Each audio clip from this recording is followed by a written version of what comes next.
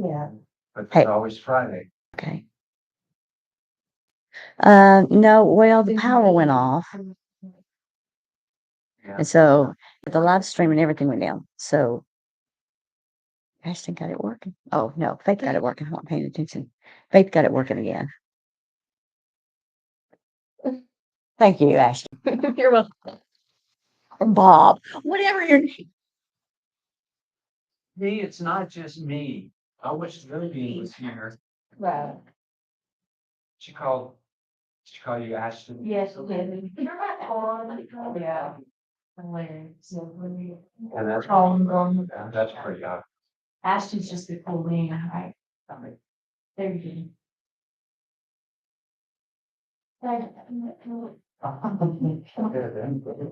Okay, we ready? Oh, okay.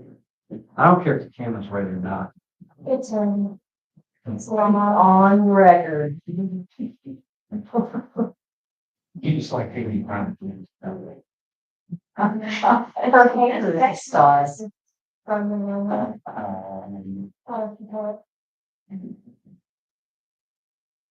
She's a president. She's the best. All right, she's better now for that. Okay, so this next one, we measure our left atrium from here to here. Remember I told you that this dimension of the left atrium is not really our go-to value anymore. So this is our go-to value for left atrial size. We trace around, this is called the LA volume index. So it's the left atrial volume, but it also takes into account how big is your patient. So it's the same. You go into your machine that says LA volume index, 4-chamber. So you go to your 4-chamber and you trace around the left atrium like this, and you stop right here, and it connects to lines, and then does this thing, and you get all these discs in here. So it calculates the volume in the left atrium, and then you go to the 2-chamber and you trace around the left atrium. So now it measures the left atrium in 2 different dimensions so that it's a more accurate value of what the left atrial size is. Because if we're measuring it in this view, in this plane, and we're measuring it now in this plane, and it takes, different things into account. It puts, in that, if it's expanding in this plane, then this value is inaccurate. If it's expanding in this plane out this way, this is inaccurate. So this is only good for this dimension in this view. And the other problem is that we've got a sternum up here. And what do we have back here? Vertically. So it's really kind of hard for the left atrium to expand this way because of these boundaries of the sternum and the spine back here. So more often than not, it's gonna dilate in this direction and that plane right there. So that's why the L volume is more preferred to them. And this is part of your protocol on the next page. So the LA volume index, and this is it in systole. And so this is when the left ventricle has contracted. So I'll just give you a tip right now that we measure this in so we measure our ejection fraction in diastole. And then you go here, we trace around here in systole, where you've already got the picture there, and you've already traced around this in systole, so you know you're in systole. So then you can measure this at the same time without having to get another picture.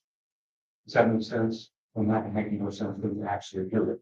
In other words, you can kill 2 birds with 1 stone. The one pet peeve, I don't have a lot of pet peeves. Okay, maybe I do have a lot of pet peeves. But freaks. So the one thing I don't like to see is the trace up here and the trace down here at the same time. If you're gonna take both in this picture, do this first and then delete it and keep your picture in systole. You don't have to get another picture, but then do this second. And you'll see a lot of techs do that. They'll trace around here, get their ejection fraction, then they'll trace down here and get the LA volume index and that.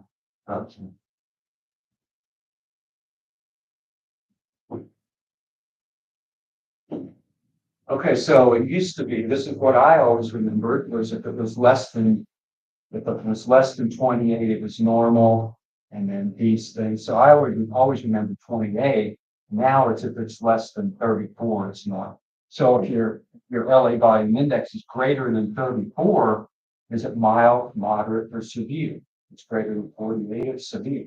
So these are the things that you can go to the chart once you see that it's in the abnormal range. So it's in, if it's 32 or 28 or 26 or 24, it's all normal. Is everybody getting that? If it's normal, it's normal. So no cause for alarm, right? But if it's abnormal, then we have to determine in which category does it fall in its abnormal state. So this, in 2005, this is when we first started doing LA volume index. Those, we all was measured, memorized those, and then in 2015, the opinions, we're scratching those out, cross those out, forget, wipe your memory banks, and then we used from 2015. The right ventricle is extremely hard because it's not shaped like it's not shaped like a cone. It's more like a teapot. It's here and then it's up here. So none of our geometric formulas for volume and size come into play. So we've got a standard 4-chamber view, and we're actually cutting off part of the right ventricle. So we have to do what's called a RV focus view, where we go more lateral, we go this way, and then we point this way to see the right ventricle better. And I think on the next slide it shows that. So you can see, so this is our standard 4-chamber view, and this is the right ventricle. And the right ventricle is being cut off up here. So how can we make any determination on how big it is or how well is it squeezing? So this is a great, view of the left ventricle, not so much of the right ventricle. So we're going to do an RV focused view where we go more lateral, more medial. Now we can see the whole right ventricle, and now we have it in its biggest size. So this is as big as it's going to get. So this is what we're going to measure here.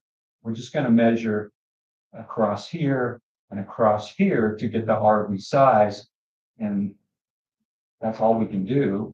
And then we're going to trace around this to get the size of the right atrium. And this is showing you that. We're going to measure at the base here, right at the leaflet tips, and then we're going to measure up here. So if the base is greater than 4, or it's 4 or greater, then it's abnormal. And I don't pay any attention to what it is up here. If this is bigger than 4, then this is going to be bigger than 3.5. So 3.4 and 3.5 are those measurements today. So at the base and at the middle of the right ventricle, we're going to take those measurements. Now, we talked about, some techs will measure this across here to get the right ventricle. It's really the right ventricular outflow tract. So you would only measure this if it looked big to you.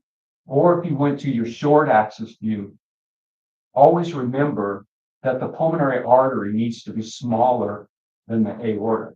The aorta is bigger than the right ventricle. So you look at this picture and you're thinking, wow, this right ventricular outflow tract looks bigger than the aorta. So maybe I should measure that. So you can put a caliper here.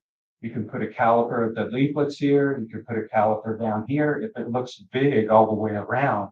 So that if you think it looks big, then you can just put generic calipers up there and measure it and show the cardiologist what it is exactly, because if you think it's big, then he's probably gonna think it's big. Okay, Can you go back? Just, for me, I'm still learning, what I'm looking at. In the middle of the aorta, and then the black hole to the left is, are you talking about this picture yeah, or that? sorry, this one you should point that. Aorta, and then the one over. No, the other side, yeah, what is that? Right atrium, Right atrium. tricuspid valve, right ventricle, Where's the tricuspid then? that's it. Right there. Right atrium, tricuspid valve, right ventricle. And so the right atrium, tricuspid valve, right ventricle, right ventricular outflow tract, pulmonary artery, pulmonic vein, and then the bifurcation down here. Valve, So- pulmonic valve, not vein, Pulmonic valve.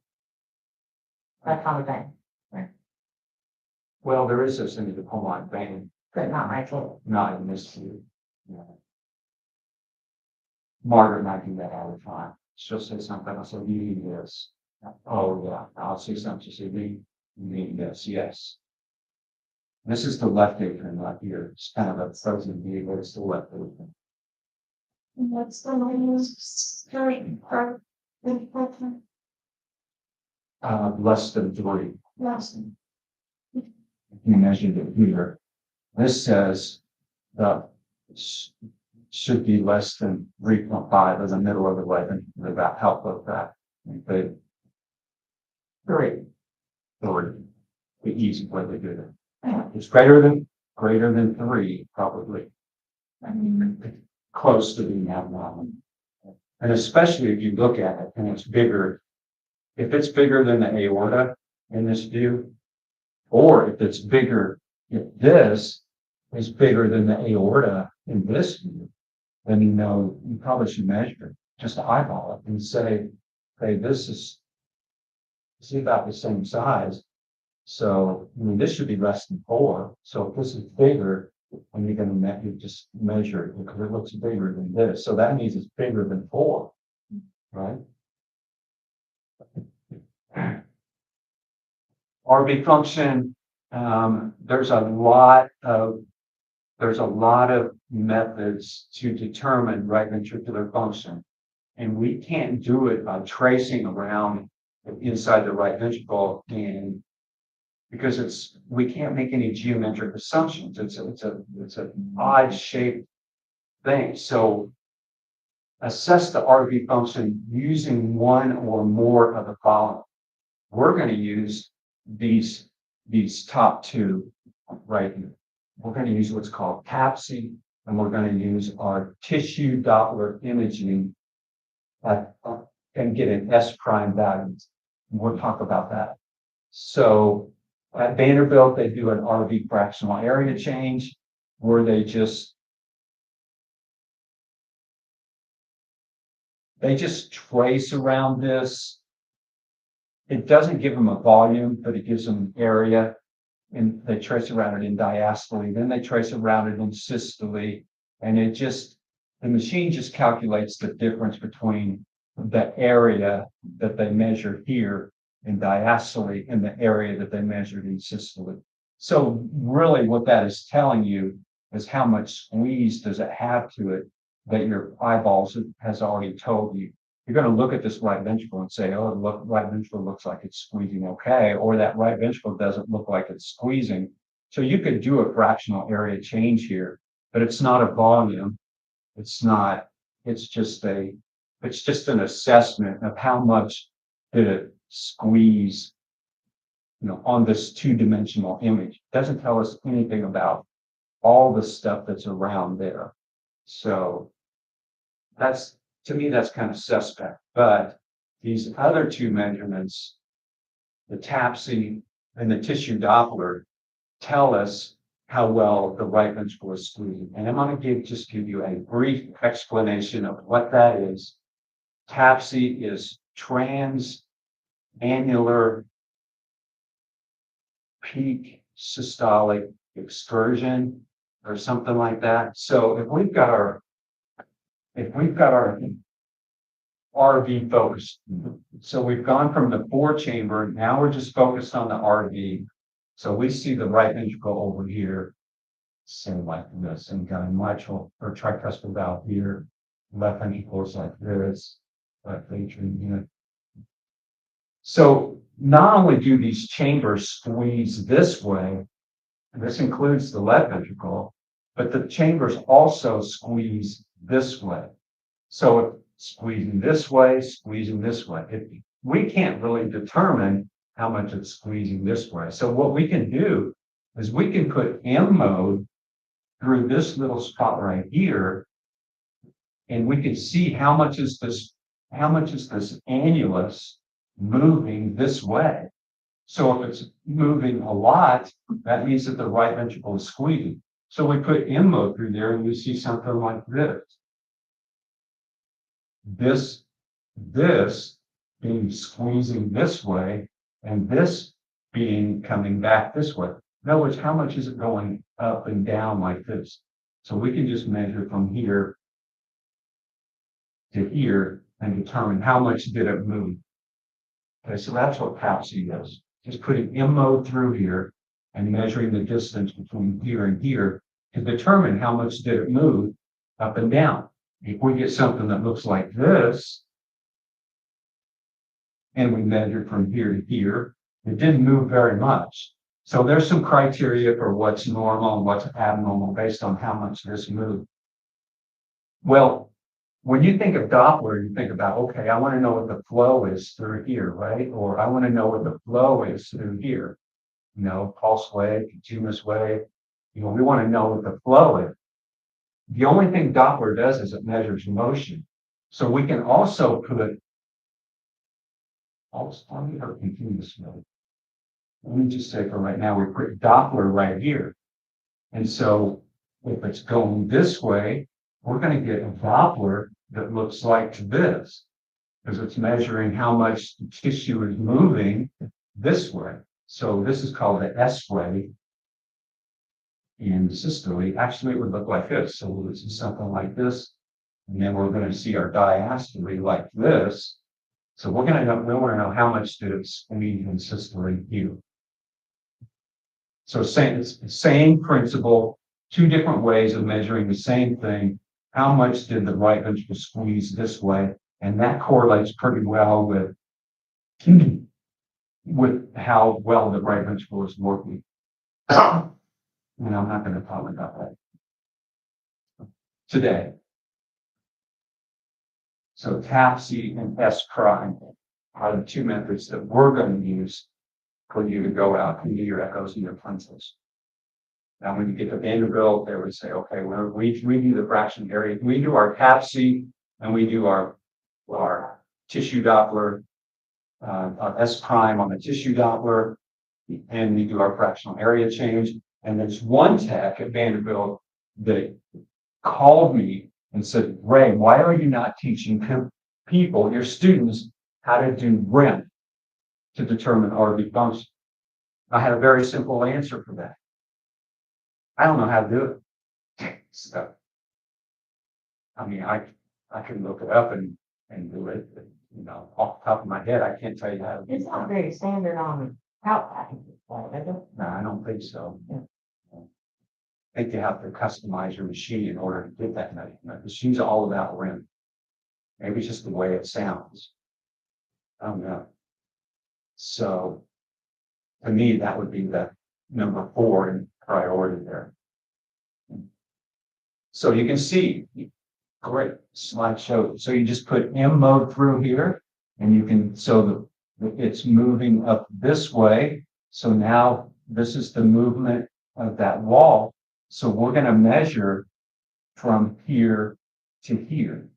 So on some machines, you put a dot here and you bring it straight up and put it there. On some machines, you start here and come up here. So I've heard cardiologists say that I don't know why the technician measured it from here to here, because this distance is not the same as from here to here. And he's correct, right?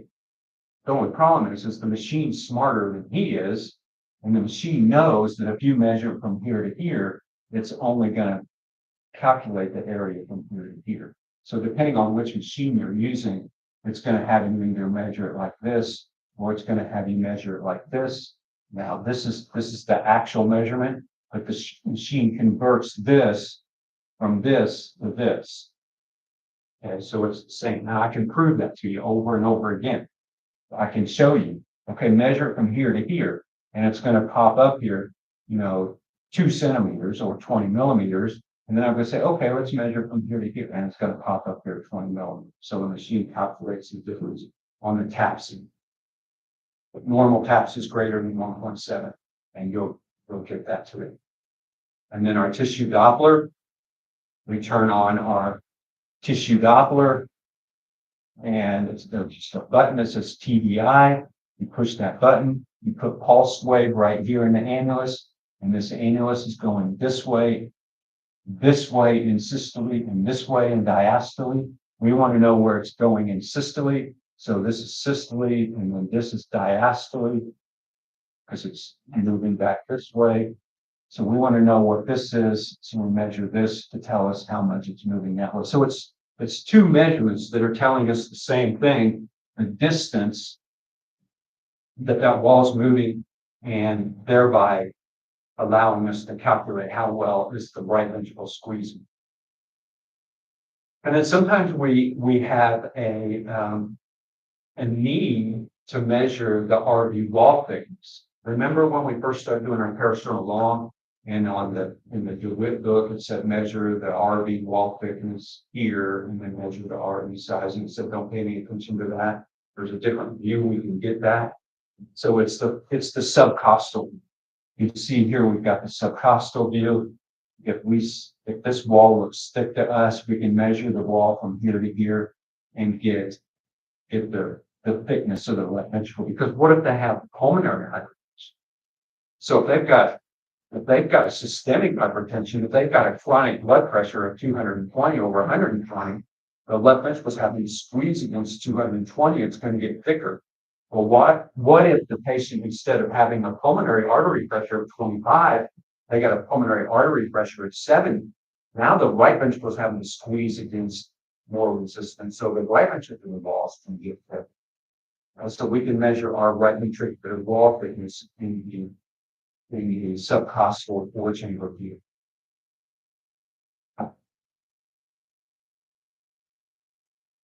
So the normal wall, our wall thickness on the left ventricle needs to be less than 1, right? Well, the right ventricular walls are thinner because they don't have to squeeze as much resistance.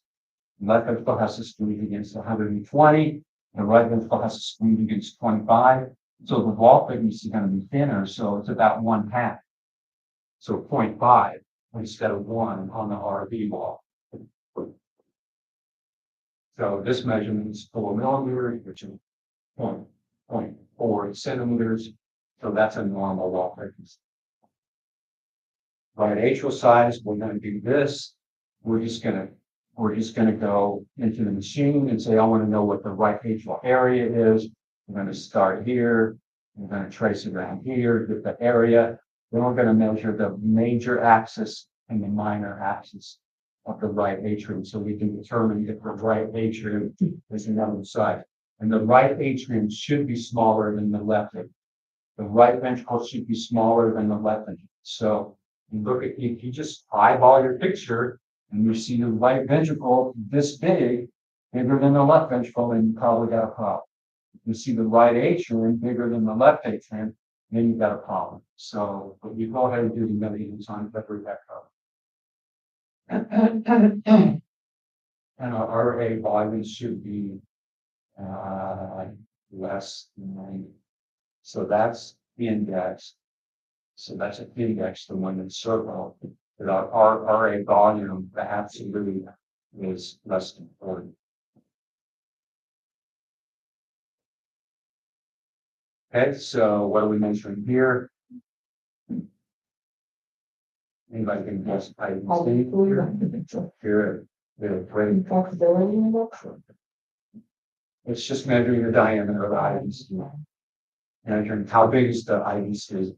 Why do we want to know the size of the IVC, and why do we want to know if it collapses or not? For the low pressure. So we can know if it's 315. So if we have a normal size IVC less than 2.1 and it collapses more than 50%, we add 3 to our RV pressure. If it's more than 2 and it doesn't collapse less than 50, then it's the other extreme. So we add 15, and if it doesn't fit either one of these criteria, then we add 8. So 3, 15, 8 is what we're always going to add for a right atrial pressure. What if it was more than 2, but collapsed more than 50%? Is that possible? Yeah. Oh yeah. It can be 3 centimeters, which is abnormal, but then when it sniffs, completely collapses. So that puts it in this category. It doesn't fit our clear-cut measurements. Or you can have a normal size IUC of 2, but when they sniff, it doesn't do anything. So that fits into this category. So that's when we do 8. It's either going to be clear cut, it's going to be normal and normal, or abnormal and abnormal. If it's normal, it's 3. If it's abnormal, it's 15. If you get anything other than that, you're going to have 8. Okay.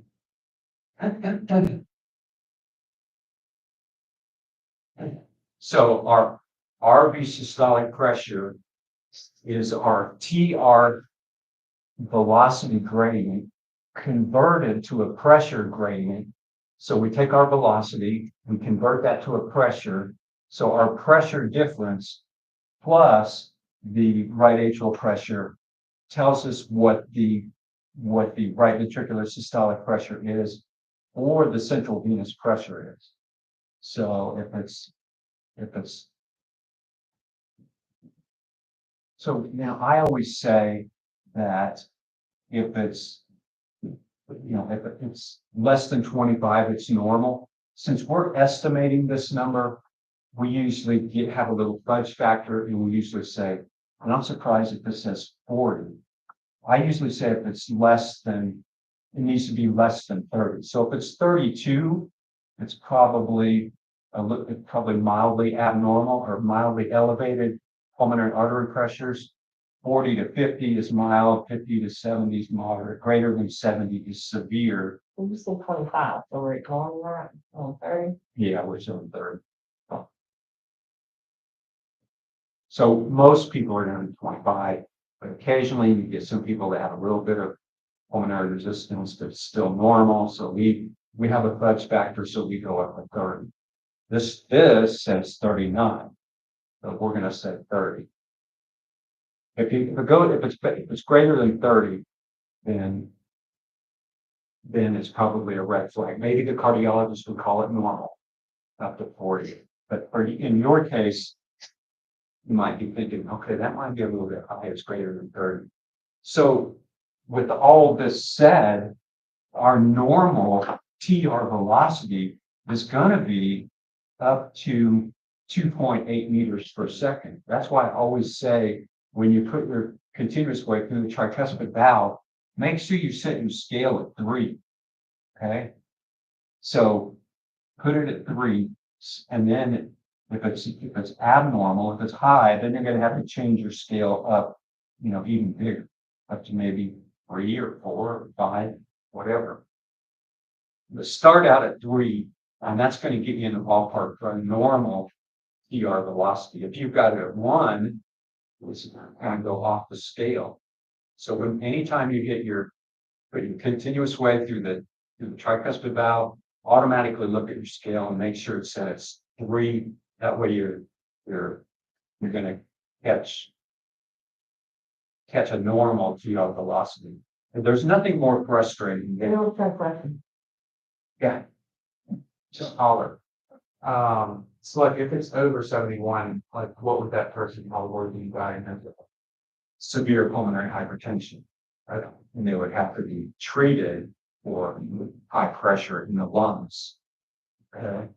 You know, what one of the treatments for high pressure in the lungs are, and I don't think it's such, I don't think anymore, they have better drugs than that, Viagra. Yeah, because it dilates the vessels in the lung, just like it dilates the vessels going other places. Okay, I don't know they found that, we felt like it doesn't mean. It's not to figure it out. It was that drug, what it did, because it's off of that, it wasn't. So they were like, yeah, oh, and the tension, they give them this medication, whatever it is, and there it is. And then they go in all the men's rooms, and they had a tent. You know, and they're- so, yeah, oh, Okay, so that's just kind of a overview of some of the measurements that we're already doing and kind of an introduction on some of the measurements that we're going to be doing when we start doing next day. Okay? You guys want to start scanning? And so we've got, well, I gotta wait for Sam to get back so how many students can get. hey, That building today. without. Really want to, and And, we're missing one, I know you are. Bill has, And we got I was gonna touch and say, who am I gonna pick on, but I figured I got a room full. Yeah. Hello. But I said, I don't care which one. You need to see it. is your face hurting today? At all? Face hurting? It's killing her. Dad joke, wow. You know what Elvis would be doing if he was alive today? You know who Elvis Presley is? You know what he'd be doing if he was alive today? He'd be banging on the coffin lid saying, "Get me out of here, I'm alive, I'm alive." That's.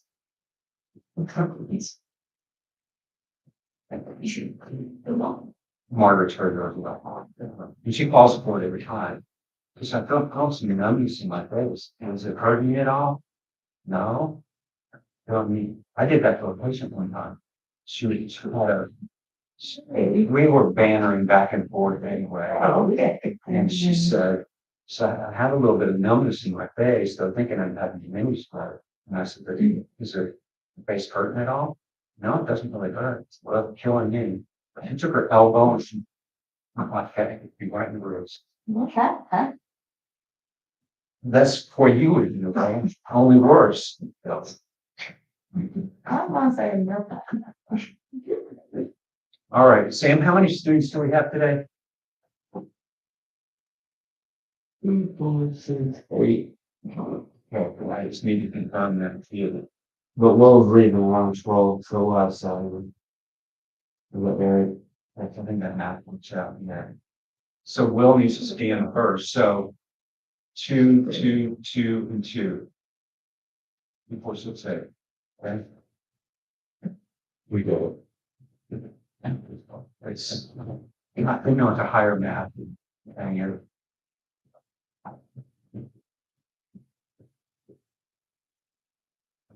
Go through just what we did yesterday. Make sure you go through the entire, parasternal protocol.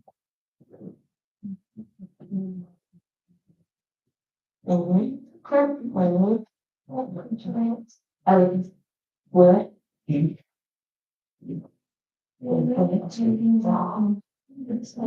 Maybe it's out. Sure. Well, I can go up, we can spend time. We for pass on for me. It's hard, you can do these kind of. I can have, I'm a friend to do. Are you through the collection today? That's me, Oh, well, that's. Hey, But, are you through flexing today? oh yeah, that. Okay, turn it off.